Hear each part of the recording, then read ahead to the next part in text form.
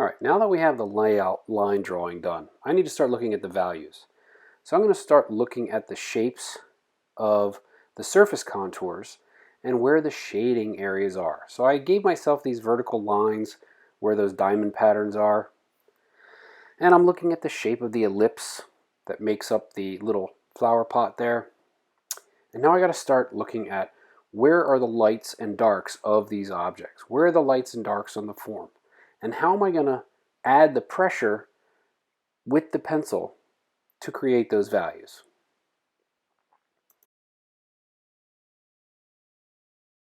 One suggestion is always work light to dark and change the way you hold your pencil to use the side of the graphite.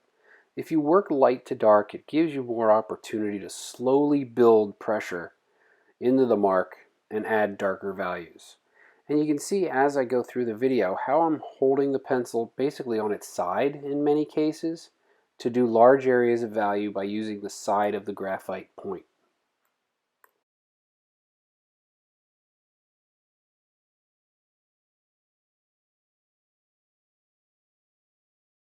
One of the more common things I see students doing as they're trying to shade is smudge. And really all smudging does, depending on what the subject matter is that you're drawing, all smudging does is make your drawing look messy. So let's try not to smudge. In fact, let's not smudge at all on this assignment.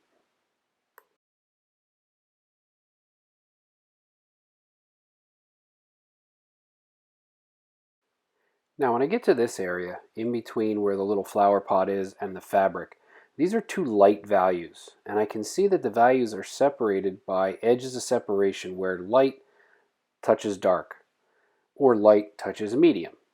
So I'm going to use the values of the fabric behind the flower pot to create the edge of separation so I don't have an outline of the edge of the flower pot. And you can see right there, I'm just putting in the values to create the edge of the fabric where the flower pot is in front of the fabric, creates the edge of separation. Now when I look at the glass, I'm looking at those little reflections. And then I'm looking at the dark shapes created by the glass and the form of the glass and the reflections of the glass. So I'm going to sketch those in first, looking at the shapes and the forms created by the highlights and the different tones of the glass. There's a lot of different tones in that glass, right? It looks blue, but there's a lot of different blues. So if I translate that into grays, I need to find where and how to add certain amounts of pressure following the contour of the bottle, and then just continue to develop the shading.